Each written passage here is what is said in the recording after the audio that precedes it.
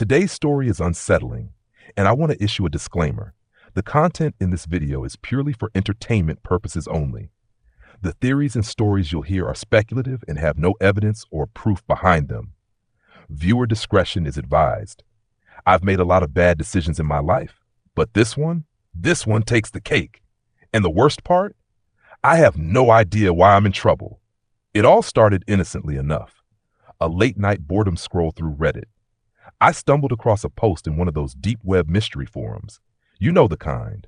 Urban legends, creepy stories, and tales of people who've barely escaped some dark, twisted encounter. I was curious, always fascinated by the idea of the dark web, but only as a look but don't touch kind of deal. But that night, I saw a post, a giveaway, no details, just a simple message. Enter for a chance to win something that will change your life. Yeah, sketchy, I know, but I thought it was just a joke, like a meme or maybe a silly trinket. Everyone in the comments was either laughing at it or saying they'd entered just to see what would happen. So, without much thought, I clicked. It took me to this plain, bare-bones page. Nothing fancy, just a few boxes asking for an email address. No names, no personal details. Almost too easy. So I entered mine. Didn't think about it again. Until a few days later, I got an email. Congratulations, you've won. I almost ignored it, thinking it was spam. But there were no attachments, no links, just a single message. Your prize will arrive shortly. Strange, right? Still, I brushed it off, thought it was just a troll. But a week later, a small, plain box showed up at my door. No return address, just my name written in Sharpie. Inside was an old battered USB drive. No note, no explanation. Is where I should have known better. But curiosity got the better of me. I plugged it into my laptop, and there was just one file, a video, called winner.mp4. I clicked on it, expecting some dumb meme, but instead, it was just static. 30 seconds of static, and then, for just a second, something flashed on the screen, a blurry image like a document, too quick to read. And then, it was over. I shrugged it off, annoyed, thought it was just a prank. Pulled out the drive, tossed it aside, but then, things got strange. The next day, an unknown number called. Usually I ignore those, but for some reason, I picked up. The voice on the other end was serious. Too serious. This is Special Agent Monroe with the Federal Bureau of Investigation. We need to talk. My heart sank. What? Why? What's this about? I stammered. You know what this is about. We're sending agents to your location. Do not leave. And then they hung up. I was stunned. FBI for what? I hadn't done anything. But before I could process it, I heard sirens in the distance. I rushed to my window, and there they were. Police cars. Right outside my apartment. I don't know what came over me, but I grabbed my backpack, stuffed in my laptop, a few things, and bolted out the back door. I didn't know what I was running from, but the sight of those flashing lights, it sent me into full panic mode. Now, I've been crashing with a friend for 2 days, trying to piece this all together. I haven't told anyone about that dark web giveaway. I mean, there's no way that's what the FBI is after me for, right? But I keep thinking about that USB drive, about that strange split-second image. Did I miss something? Could there have been something on that drive that set this all in motion? Only, I don't have it anymore. In my rush, I left it behind. For all I know, it's still sitting on my desk. I haven't heard from the FBI again, not yet, but doesn't feel over. Read slowly with a low, eerie tone, adding suspense. It all started as a stupid joke while I was on a late-night Discord call with a few friends. You know how it goes. One thing leads to another, and someone dared me to check out the dark web. We were bored, and the conversation had spiraled into dark internet myths. I didn't even think it was possible to access the dark web without some sort of hacker setup. But one of the guys, Jason, sent me a link through a private message, and with a little guidance, I found myself on Tor. Bro, this is nuts, I said, half laughing, staring at the screen. It was just a black background with a couple of sketchy-looking links. Everyone in the call was hyped, pushing me to click on one of the mystery box listings. It was one of those infamous dark web markets where people supposedly sold illegal stuff or bizarre items for insane prices. I wasn't interested in buying anything, just browsing and messing around while my friends egged me on. We thought it was hilarious. Our little group of gamers turned wannabe dark web explorers. I clicked around, And my curiosity got the best of me when I stumbled on a page selling mystery boxes. The description was vague, something about receiving random items of interest from abandoned facilities. It all looked fake to me, a ridiculous scam to trick idiots into paying hundreds of bucks for junk. I read the description out loud to my friends and they laughed. We made a few jokes. Then I closed everything down, relieved I didn't accidentally click buy. After an hour of goofing off, I called it a night. I figured it was nothing more than an entertaining story to tell later. No harm done, right? Just a bunch of idiots poking around where we didn't belong. The next morning, I woke up like any other day, made breakfast, checked my phone, and was about to get ready for work. But then, right as I was about to sit down with my coffee, I heard a loud bang at the door. It wasn't just a knock. It sounded like someone was breaking in. Before I even had a chance to process what was happening, the door flew open and in stormed half a dozen men in tactical gear, shouting at me to get on the ground. My heart raced. I hit the floor face first, not knowing what I had done or why this was happening. The next thing I knew, I was handcuffed, dragged out of my own home and shoved into the back of a black SUV. I couldn't believe it. Was this some mistake? Had I been framed? Inside the car, I kept my mouth shut, my mind swirling with confusion. They didn't say much, just a bunch of legal jargon about warrants. But the only thing I could pick out was the mention of the dark web. That's when it clicked, the night before, the mystery box website. I had no idea what I had gotten myself into. At the station, they sat me in a small, cold room with a single light above my head. The typical interrogation setup straight out of a cop show. 2 FBI agents entered, both stone-faced, and began asking me about my affiliation with a guy named Vance Miller. I had never heard the name before in my life. "How do you know him?" one of the agents demanded, tossing a photo of a rough-looking man across the table. I shook my head, completely at a loss.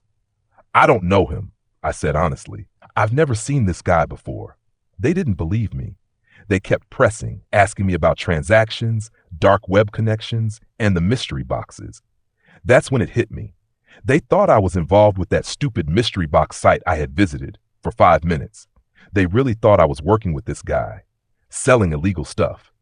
I tried to explain, but the more I talked, the more suspicious they seemed. My joke from the night before had somehow blown up into this. They showed me records of my internet activity, claiming I had accessed restricted content and worse, communicated with people on the dark web.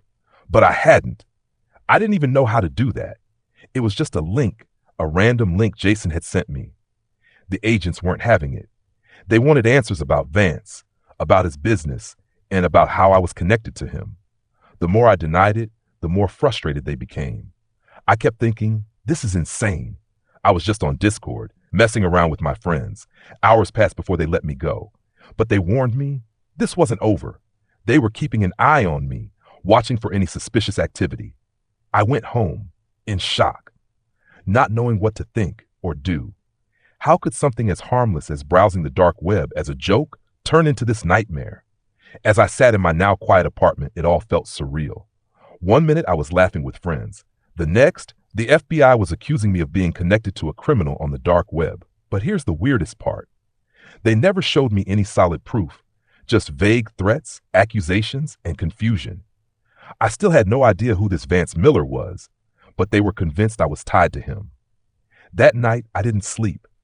How could I? My mind kept replaying everything, every click, every word I'd said on that call, wondering if maybe I had triggered something I shouldn't have. And that's when things really started to get strange. A few days since I've been on the run. Still no closer to figuring out what's really going on. My friend Nick, he let me stay at his place without asking too many questions, but I can tell he's getting suspicious. I haven't told him much, just that I'm dealing with some trouble, but it feels like I'm dragging him into something he shouldn't be part of. Last night, we were watching TV, trying to act normal, when my phone buzzed. Another unknown number. My stomach flipped. I couldn't help but remember the call from the so-called FBI agent. But I answered anyway, hoping, just maybe, it was just a scammer or something harmless. Instead, it was the same voice, calm but firm. "You can't run forever," they said. "We will find you. Don't make this harder on yourself." Before I could even respond, they hung up again. I didn't realize my hands were shaking until I put the phone down. Nick glanced over at me. "Who was that?" he asked, noticing the look on my face. No one important," I mumbled, trying to play it off. But he wasn't buying it. "You've been acting weird, man. I don't know what's going on with you, but you can trust me. You know that, right?" I wanted to tell him everything right then and there, but something held me back. This wasn't just about me anymore. If the FBI was involved, I didn't want Nick tangled up in this. He had a good job, a stable life. He didn't need to be connected to whatever this was. "I'll figure it out," I said, trying to reassure him. "It's just complicated." Nick didn't push it, but I could tell he wasn't satisfied. Later that night, after he went to bed, I found myself staring at my laptop, unable to sleep. The thought of that USB drive kept nagging at me. Could I figure out what was on it? Was there something that could explain what was happening? I logged into the dark web again, and more cautious than before. I searched for the original giveaway post, but it was gone, completely wiped from the forum, as if it had never existed. That didn't sit right with me. Why would someone erase a harmless giveaway? The more I dug, the weirder it got. I stumbled across old threads on a different forum, people talking about strange giveaways they'd entered on the dark web. The stories were vague but had a similar theme. People would win something, seemingly harmless. Then things would start to go wrong. Some were contacted by mysterious people. Others mentioned law enforcement getting involved without explanation. But no one ever explained why. The stories just trailed off. The deeper I got, the more I felt like I was chasing my own tail.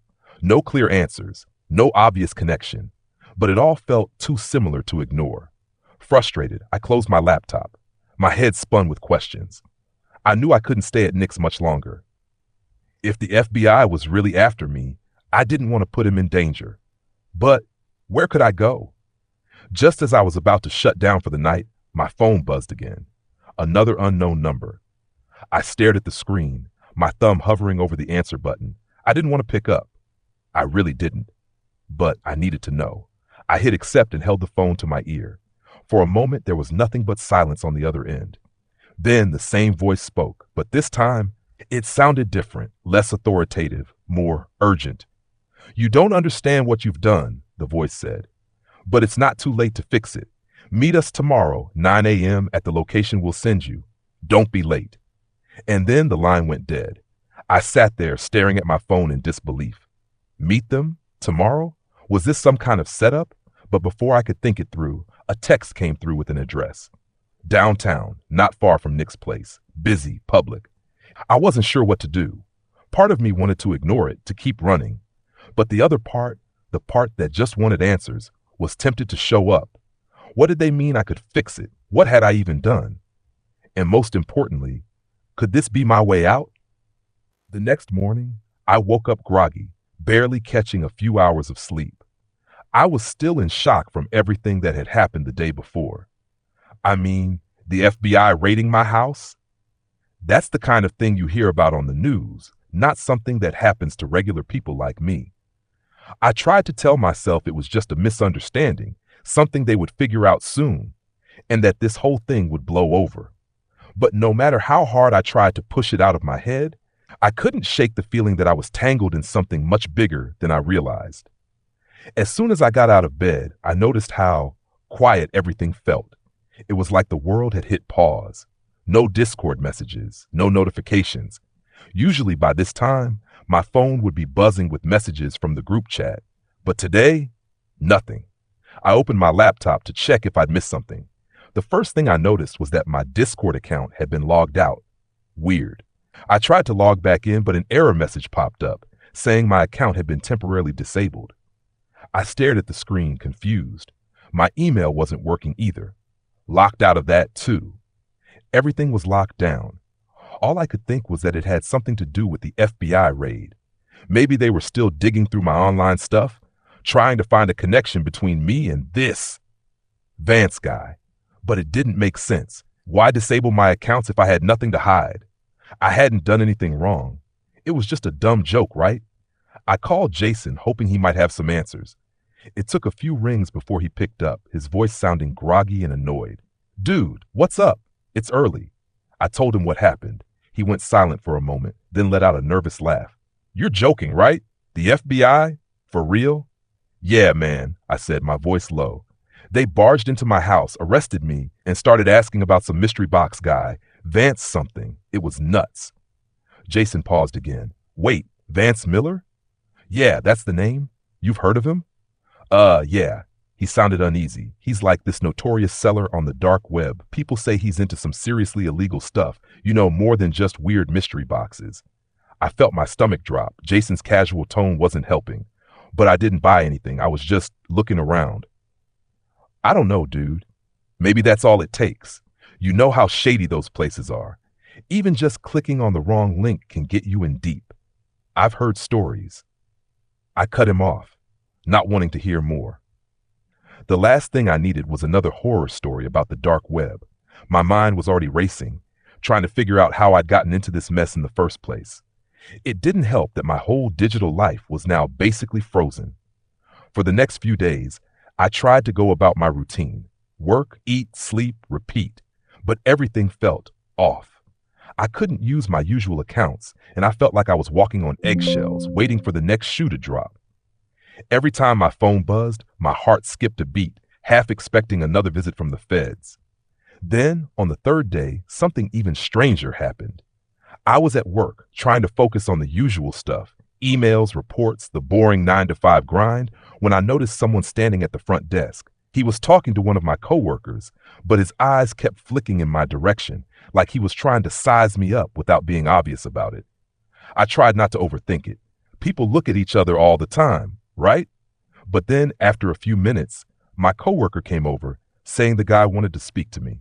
I wasn't sure why, but I agreed, figuring it was something work-related. When I approached him, he didn't introduce himself or say anything at first. He just stood there, his eyes narrowing as he studied me. Then, in a low voice, he asked, "You're Vladimir, right?" I nodded, suddenly feeling like I was in the middle of something I didn't understand. "You're involved with Vance Miller, aren't you?" His tone wasn't accusatory, but it was laced with a weird kind of certainty, like he already knew the answer. I didn't know what to say. I wasn't involved with anyone, especially not some dark web criminal. But here was this guy, out of nowhere, acting like I was in on some secret I didn't even know about. I tried to play it cool, shaking my head. "I think you've got the wrong person. I don't know anything about Vance Miller." The man gave a small, almost amused smile. "Sure, but if you do know something, you might want to keep your mouth shut." And with that, he walked away, leaving me standing there, dazed. I didn't know who he was or how he knew my name, but his words stuck with me. Keep my mouth shut? About what?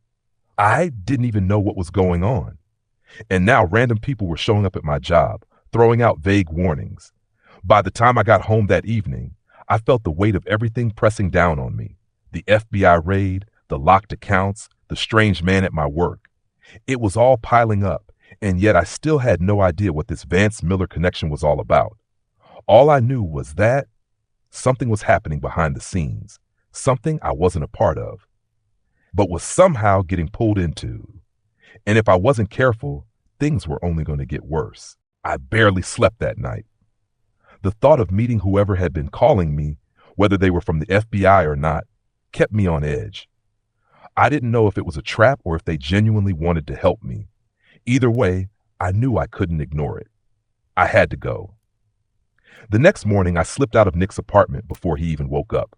I didn't want to explain where I was going, and besides, he was better off not knowing.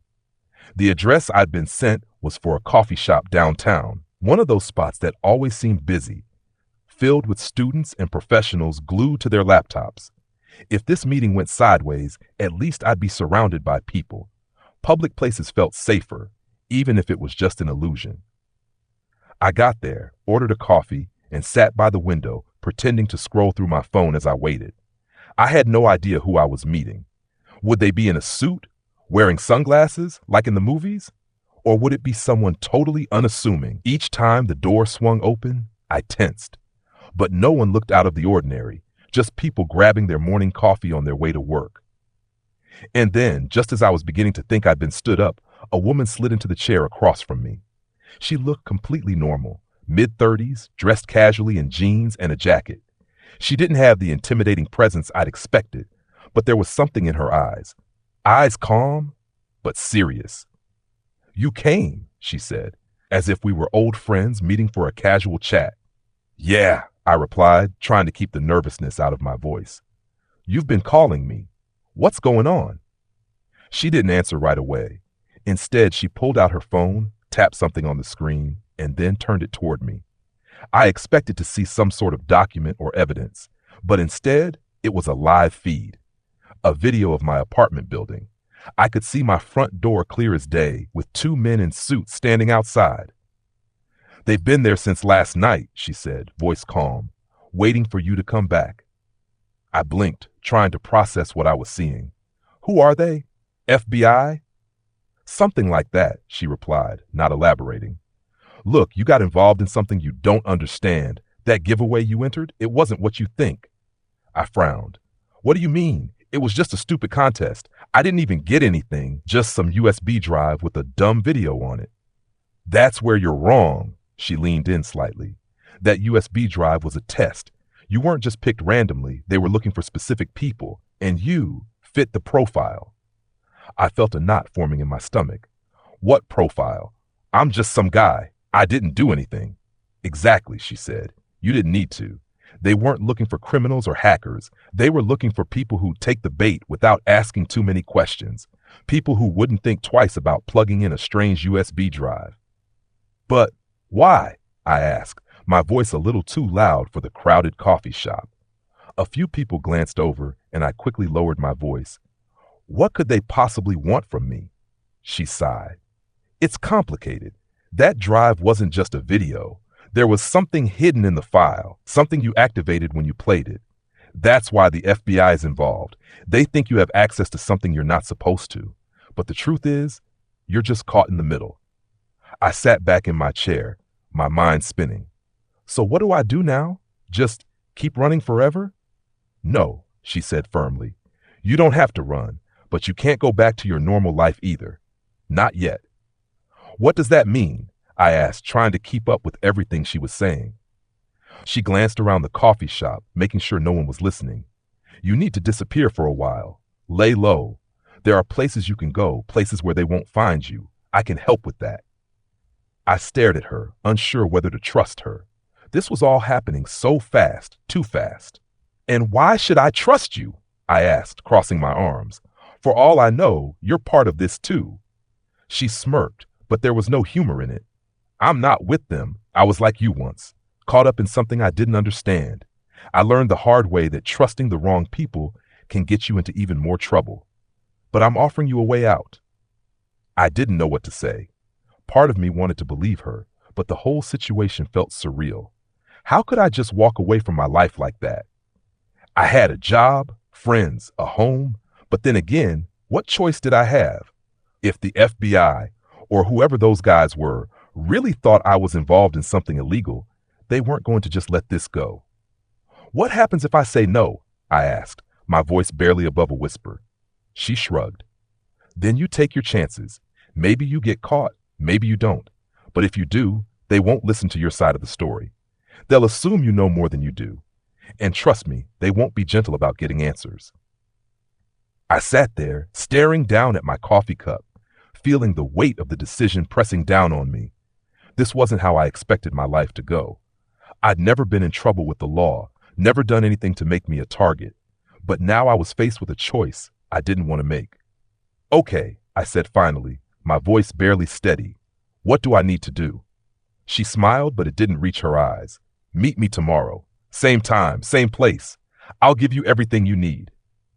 And with that, she stood up, slid her phone into her pocket, and walked out of the coffee shop, leaving me sitting there with more questions than answers. The next few days were a blur. Work faded into background noise as I struggled to make sense of everything. My friends tried to be supportive, offering the usual, "Just stay calm, bro, and it'll blow over, don't worry." But how could I not worry? Random people were asking about me at work, and the FBI still hadn't clarified why they thought I was involved with this dark web mystery box seller. Hours slipped away as I dug into anything I could find on Vance Miller. What Jason had told me barely scratched the surface. Vance was infamous in certain circles, and though much of it was rumor, his so-called mystery boxes allegedly contained stolen goods, items tied to crimes, or worse, disturbing artifacts with origins nobody could trace. Now, it made sense why the FBI was on edge, but why me? I hadn't bought anything. Then, in the middle of my research, my phone buzzed. The number was unfamiliar. Usually, I'd ignore calls like that, but lately, I couldn't afford to.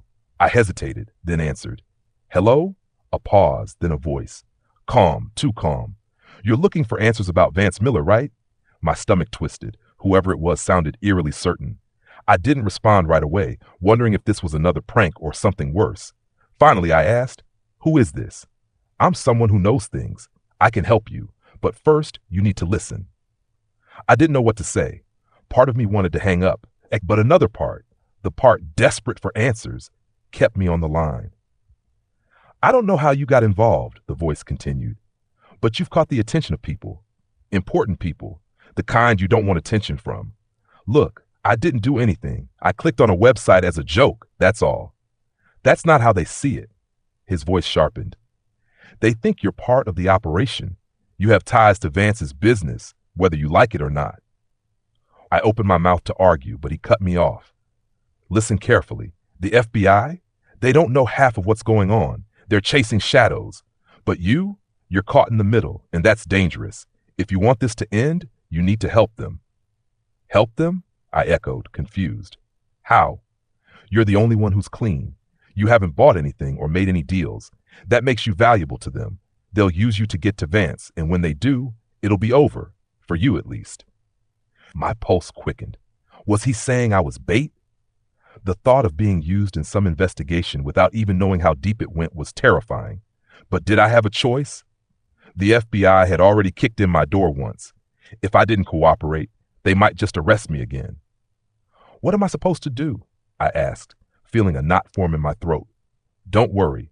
They'll reach out again. When they do, play along. Tell them what they need to hear.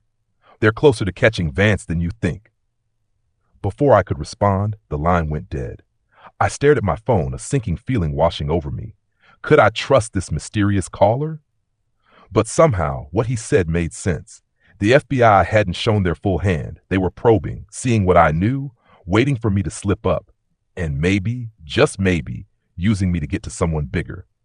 The next morning, I decided to go about my day as usual, hoping that if I kept my head down, this would all blow over. But around noon, while at work, my phone rang again.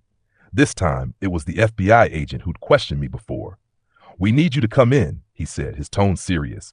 There's been a development. My heart sank, but I agreed.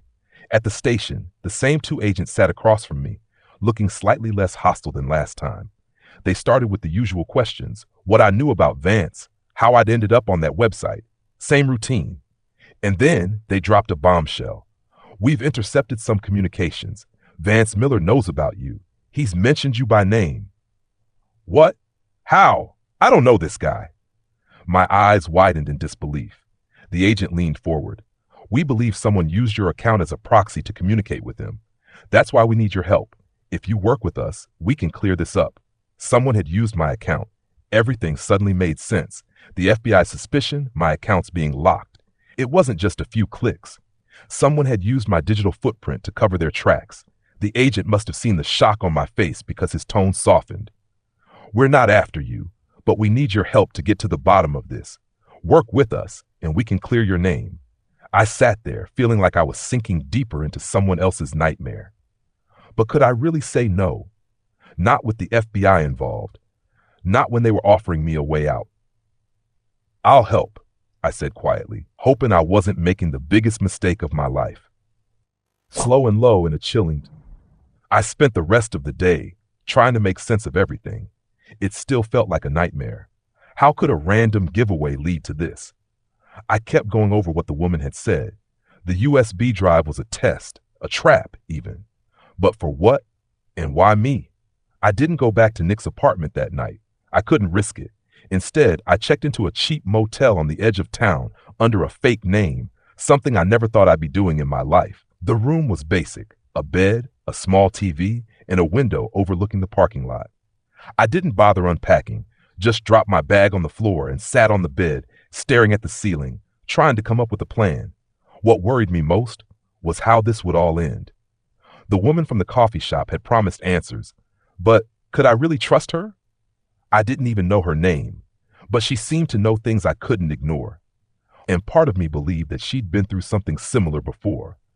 I had to go with my gut, and my gut was telling me that meeting her again might be the only chance I had to fix this. The next morning, I was back at the coffee shop, sitting at the same table by the window. This time, I wasn't as anxious, just tired, the kind of tired that sinks deep into your bones, the kind that comes from not knowing what your next move should be. She showed up right on time, just like she said she would. Today, she looked more serious, her expression guarded.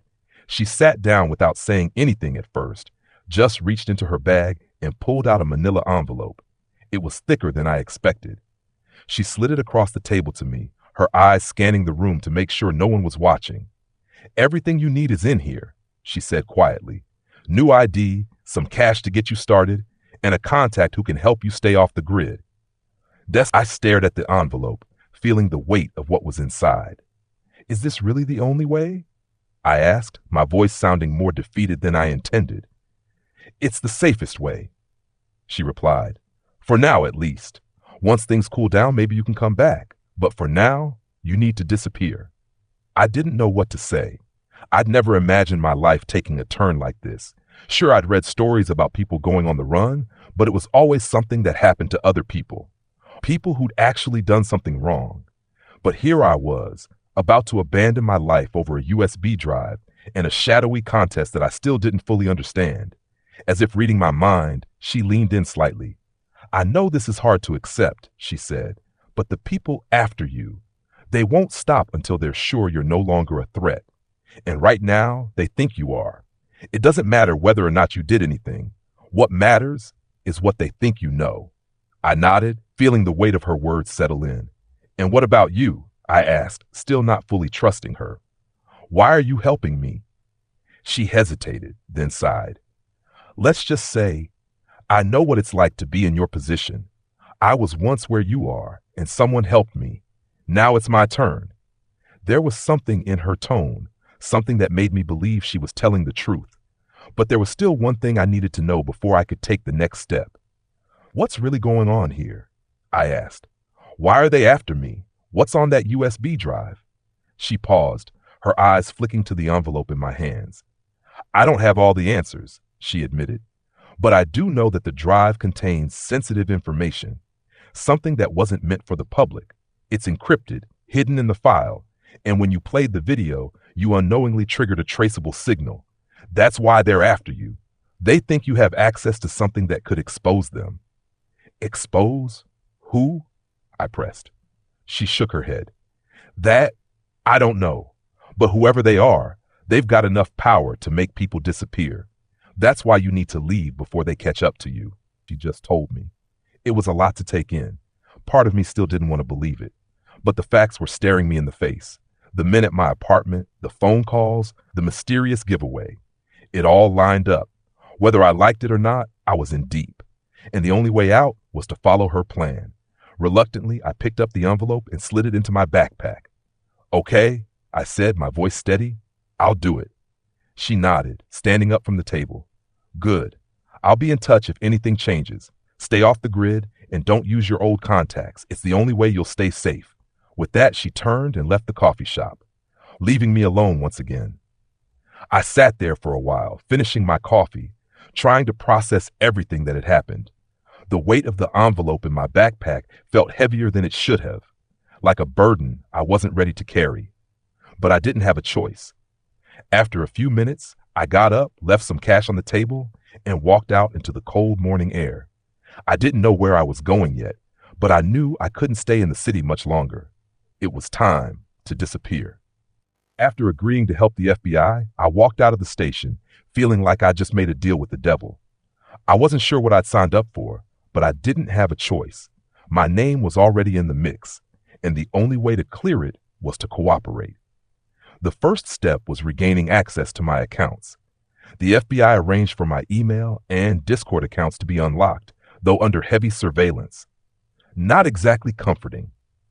They told me to contact them immediately if anything suspicious popped up, but otherwise, I was left to wait. I'd never felt so anxious checking my emails and messages before.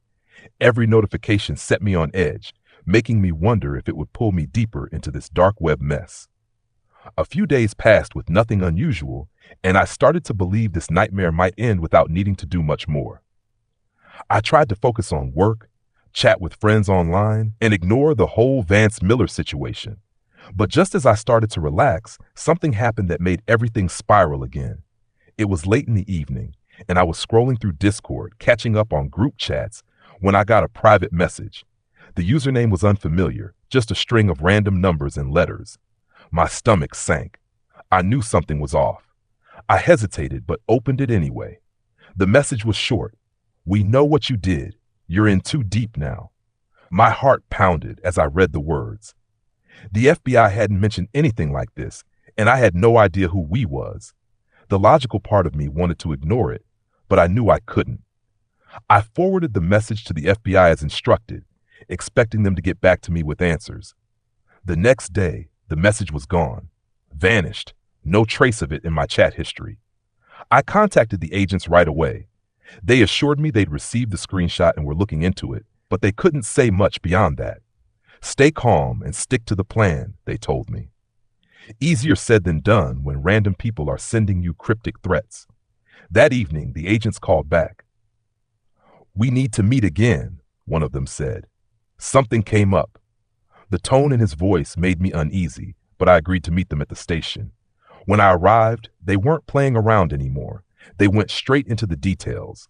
"We've uncovered more connections between your accounts and Vance Miller's network," one of the agents began. "Whoever was using your digital footprint wasn't just covering their tracks. They were actively involved in illegal transactions using your accounts." My stomach dropped. "What? How? I haven't done anything." "We know," the agent said, holding up his hand. "That's why we believe you're being used as a decoy. Vance or someone close to him found a way to hijack your online presence. But here's the problem. These transactions trace directly back to you, to your name." I felt sick. "What do you mean? Could I go to jail for this?" "If we don't stop this soon, yes, you could, unless we prove you're being framed. That's why we need your full cooperation now." I couldn't believe what I was hearing. My life had turned into a nightmare in a few weeks. Now my future was on the line. I knew I had to help them, but I also couldn't shake the feeling I was just a pawn in a much bigger game. "What do you need me to do?" I asked, the weight of the situation pressing down on me. The agent leaned forward, his eyes narrowing. "We need you to go back onto the dark web. We've tracked down a specific site connected to Vance's operations. You're going to access it, and we'll be monitoring every move. This could lead us to him." I blinked, disbelief washing over me. "You want me to go back there? After everything that's happened?" "It's the only way to clear your name," the agent said firmly. "Help us find him, and all of this goes away." I wanted to argue, to tell them I wasn't the right person for this, but the look on their faces told me they wouldn't take no for an answer. I was already in too deep. So I agreed, hoping I wasn't making the biggest mistake of my life. That night, I sat at my computer, an FBI tech specialist walking me through the steps. They set up secure connections and everything I'd need to stay off the radar while browsing the dark web. My hands shook as I reopened the Tor browser, something I had sworn I'd never do again. I followed their instructions carefully, navigating through a series of sketchy links and sites until I reached the one they were tracking. It was another marketplace, but this time it wasn't just mystery boxes. The listings were for all kinds of illegal goods, the kind that made me feel sick just looking at them. And there, right on the front page, was a listing under Vance Miller's name. I clicked on it, my palms sweating as the page loaded. It was a private listing, meaning I couldn't see what was inside without permission. That's when the tech specialist spoke up through my headset. "Request access," he said calmly. "This is the moment we've been waiting for." I took a deep breath and sent the request. Within minutes, my screen flashed. "Access granted." It's been 3 weeks since I walked out of that coffee shop with the envelope. 3 weeks of living in motels, using only cash, staying far, far away from anywhere familiar. At first, it felt like a temporary solution, like I was just waiting for things to blow over. But now, I'm starting to realize that this might be my life for a while. The contact the woman gave me turned out to be legit. I met him 2 days after our conversation, a man in his 50s who had the look of someone who'd been living off the grid for years. He gave me a new ID, a different name, and told me how to stay hidden. He wasn't interested in the details of my situation, which was fine by me. The less he knew, the better. Since then, I've been laying low, moving from town to town, never staying in one place for too long. I don't use my real name. I don't use my old phone. I've completely cut off contact with Nick and everyone else I know.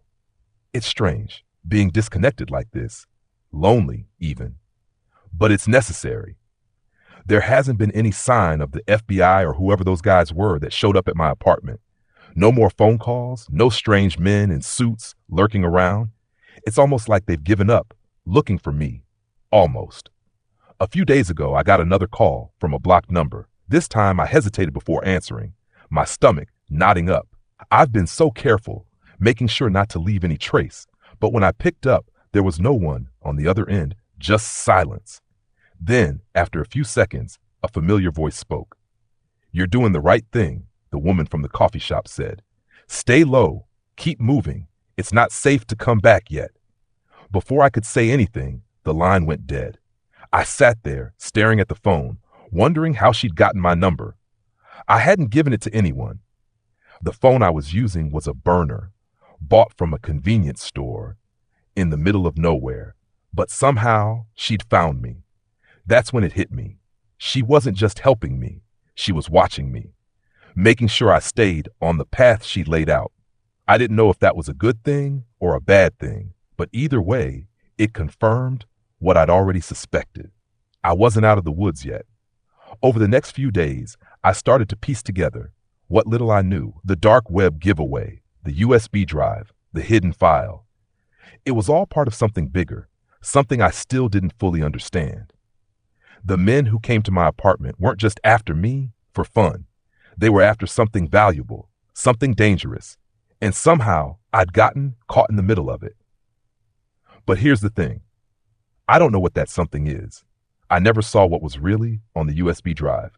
I never figured out who those men were or why they thought I had access to information I didn't even know existed. All I have are questions and no real way to get answers. That's the scariest part of all, not knowing if or when this will end, or if I'll ever be able to go back to my old life. I think about Nick sometimes, wondering if the FBI or whoever it is tried to track me through him. I hope they didn't, but I can't be sure. The more I think about it, the more I realize that this isn't something that will just disappear on its own. The people behind this, they're powerful. They've got resources, connections. They can find anyone if they want to. That's why I've made a decision. I can't keep running forever. At some point, I'm going to have to confront this, figure out what's really going on. I don't know how yet, but I do know one thing. Staying hidden isn't the answer. It's just a temporary fix. The problem is, I don't know who to turn to. The woman who helped me disappear, I can't fully trust her. She's involved somehow, maybe deeper than she's letting on. The people after me, they won't stop until they get what they want. And I'm starting to think they won't believe me if I tell them I don't have it. So here I am, stuck in limbo, waiting for the next move. I don't know what's going to happen next. But one thing's for sure, I'm not going back to my old life. Not anytime soon, and maybe, just maybe, that's for the best. As the page loaded, I held my breath. The FBI agents were watching every move I made, guiding me. But I still felt like I was standing on the edge of something dangerous. The dark web felt colder this time, more real, more threatening. I wasn't just some curious kid messing around anymore. I was part of an investigation that could make or break my life. The listing opened up to reveal a cryptic description, collector edition mystery box, exclusive contents for those who know. The price was absurd, thousands of dollars. My eyes skimmed over the details, but something about it felt wrong. The description mentioned items from the archives and personal effects. What did that even mean? Were these things stolen from people's homes? I didn't want to think about it too much. Click the buy button, the tech specialist in my ear instructed. Don't worry, you won't actually purchase anything. We just need to trigger the next step in their communication. I hovered over the button, my heart pounding, and clicked. Within seconds, a message box appeared, asking for confirmation and additional verification. But it wasn't just asking for payment information, it wanted more details about me, my address, even a photo. That's when the tech specialist told me to stop. We're in. They've got you in their system now, he said quietly. We'll take it from here. I leaned back in my chair, relieved but also uneasy. My part was done. Now it was up to the FBI to track this down, to figure out where Vance was hiding, and to clear my name. The next few days were a whirlwind. The agents stayed in touch, keeping me updated on their progress. They'd intercepted more communications, tracing them back to several locations tied to Vance Miller's network. It was like pulling on a thread that led to an entire web of illegal activity. Apparently, Vance had been using people like me, unsuspecting internet users, as digital shields, masking his real identity by hijacking their online footprints. It explained why they thought I was involved. My digital presence had been used to funnel communications, not just to browse dark web markets, but to make deals on Vance's behalf. The FBI was slowly piecing together how he had managed to stay under the radar for so long, using proxies like me to do his dirty work without ever getting his hands caught in the cookie jar. One evening, about a week after I triggered that buy button, I got another call from the agent. This time, his voice had a different tone, like the weight of the investigation had finally lifted. We got him, he said, sounding almost relieved. Vance Miller was arrested early this morning in connection to a series of illegal operations on the dark web. Thanks to your help, we were able to track him down. I was stunned. After all the stress, the sleepless nights, the confusion, it was over. I wasn't sure how to feel. On one hand, I was relieved that I wasn't going to jail for something I hadn't done, but on the other hand, it was hard to process that I had actually played a part in bringing down someone like Vance. What happens now? I asked, still trying to wrap my head around it all. Your name has been cleared, the agent assured me.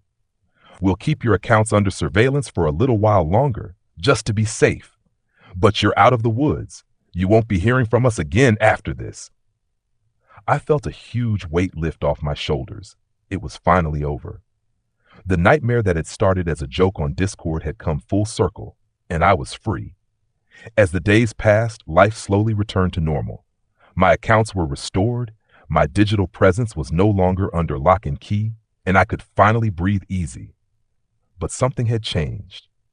I wasn't the same carefree guy who had clicked around the dark web for a laugh. I had seen how easily things could spiral out of control, how quickly the internet could turn dangerous. It made me realize how little control we sometimes have over our own online lives. I never talked to my friends about what happened. Jason and the others had no idea how deep I had gotten into the situation. And honestly, I preferred to keep it that way. I didn't want to be that guy with the crazy story about how the FBI raided his house. It was enough that I had lived through it. But one thing's for sure, I never touched the dark web again, and I never will.